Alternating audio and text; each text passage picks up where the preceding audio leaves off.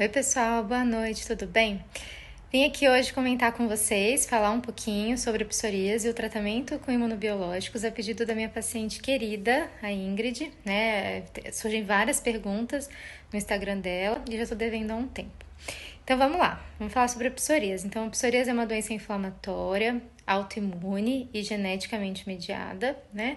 Que pode surgir por algum gatilho naqueles pacientes que já são predispostos a ter a doença. Esse gatilho se fala muito sobre estresse, né? Geralmente o paciente fala: nossa, doutor, eu tive um estresse grande, é quando faleceu meu familiar, ou perdi o trabalho e acabei desencadeando psoríase. Mas não é só o estresse que causa. Então a gente tem gatilhos, por exemplo, dieta rica em glúten, infecções, tabagismo, álcool, né, consumo excessivo de álcool. Então, alguns deles, alguns outros, além do estresse, podem desencadear a doença. Então, a gente vai ter a formação de, normalmente, placas, né, na psoríase em placas. Então, são placas eritema-descamativas que surgem normalmente nos joelhos, nos cotovelos, na região lombar, lombosacra, né, são os locais onde a gente tem maior acometimento. Mas existem outras formas também da doença. Então, a gente vai ter a forma gutata, invertida, eritrodérmica, pustulosa, né, palmo plantar, generalizada, couro cabeludo, enfim. Então, tem uma gama de apresentações de psoríase. E a gente fala lá em doença psoriásica porque ela pode estar associada também à artrite psoriásica e outros comemorativos, como a síndrome metabólica, doença cardiovascular, né? Até a própria depressão nos pacientes com psoríase já está em estudo. E aí a gente vai classificar esse doente de acordo com algumas métricas que a gente tem basicamente, né? O que mais é utilizado é o PASI, o DLQI e o BSA, em leve, moderado ou grave. Os pacientes com psoríase leve são aqueles com poucas lesões, locais de acometimento de fácil manejo. Então, normalmente a gente trata só com os cremes e pomadas. O paciente com psoríase moderada grave normalmente já tem indicação de uma medicação sistêmica, né? Antes da medicação sistêmica, a gente ainda tem a possibilidade, nos locais onde a gente consegue fazer, a fototerapia. Senão a gente vai ter lá o tratamento com metrixato, com ciclosporina e com a cicretin, né? Como primeiro tratamento sistêmico. Dentro desses tratamentos, cada um tem a sua indicação, suas contraindicações para uso e seus efeitos colaterais. Quando o paciente está grave, normalmente já tem indicação de uma medicação sistêmica, né? Antes da medicação sistêmica, a gente ainda tem a possibilidade, nos locais onde a gente consegue fazer, a fototerapia. Senão a gente vai ter lá o tratamento. Então, dentro dos imunobiológicos, a gente vai ter ali, como primeira linha do tratamento preconizado pelo SUS, os anti-TNFs, né? E dentro dos anti-TNFs, aquele que é mais utilizado e aquele que é oferecido, inclusive, pela rede do SUS é o adalimumab.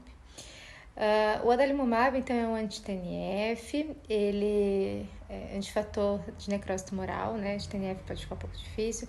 Ele tem um bloqueio na cascata inflamatória, naquela via inflamatória um pouco mais precoce, ela é um pouco mais alta. Então, quando eu tenho um bloqueio mais ativo nessa via inflamatória, eu posso bloquear coisas que eu não gostaria, eu posso fazer com que o paciente fique num estado, por exemplo, de imunossupressão, Kizumab, o Guselkumab, por exemplo, que bloqueiam a interleucina 23. Qual que é a diferença, né, dessas interleucinas? Eu tenho, na via imunológica, então eu tenho interleucinas que são efetoras e outras reguladoras. Quando eu tenho uma interleucina efetora, significa que eu estou realmente gerando ali inflamação. Eu estou estimulando, por exemplo, os meus neutrófilos a produzirem lesão. Quando eu tenho uma citocina regulatória, eu estou regulando a produção e a liberação da interleucina efetora, tá? Então, o secukinumab, por exemplo, ele faz o bloqueio na interleucina 17, que é uma interleucina efetora, que realmente ela está produzindo lesão. Quando eu tenho bloqueio na 23, eu estou bloqueando a regulatória, que bloqueia a saída da interleucina 17. E qual que é a diferença também entre as medicações, né? A interleucina 17, por exemplo, ela está presente, ela pode ser liberada pelo nosso sistema imune inato e adaptativo, tá? Então, a gente tem os dois. A gente tem aquele que faz a inflamação na hora e aquele que eu preciso. Então, a partir vai para o linfonodo, como eu já falei, aqui o Instagram ele dá uma cortada, gente. Então, o linfonodo produz linfócito TH17, eu vou a partir daí ter uma inflamação, enfim, vou ter lesão. A gente tem interleucina 17 nos dois, mas a regulatória 23 eu só tenho no adaptativo, eu não tenho no inato.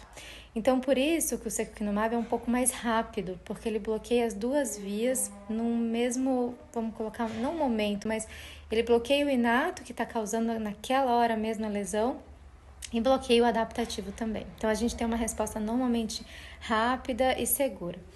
Quanto aos efeitos adversos, cada um tem os seus, mas basicamente todos eles podem levar a um aumento das infecções de via aérea superior, então resfriados, gripes, inclusive pneumonia, tá? Então, quadros mais graves com as anti-interleucinas. E a gente tem uma particularidade, por exemplo, no secukinumab, que um dos efeitos colaterais, como ele bloqueia uma via efetora, né, da inflamação, e a gente precisa da interleucina 17 também para proteger a gente contra infecções fúngicas, eventualmente o paciente pode ter, por exemplo, uma candidíase oral, uma candidíase genital, mas de fácil tratamento, tá? Todos foram bem tranquilos. Que mais? Mas basicamente todos têm o mesmo efeito. Além disso, né, a interleucina 17, a gente vai ter aquele paciente que tem artrite, né, que já tem um comprometimento articular importante. A interleucina 17, o bloqueio dela é super bacana, porque a gente vai ter tanto um bloqueio da artrite axial, né, da inflamação axial, quanto da periférica. A gente tem bloqueio com a 23 também, mas mais da periférica. E cada paciente é único, então não é uma receita de bolo, né? A gente vai olhar cada paciente como um ser único e vai triar aquele tratamento e aquele processo todo com ele, né? Aquele processo de melhora. Tá certo? Espero que vocês tenham entendido. Se tiverem dúvidas, mandem mensagem, que eu tento explicar de novo e um pouco melhor. Um beijo e uma ótima noite.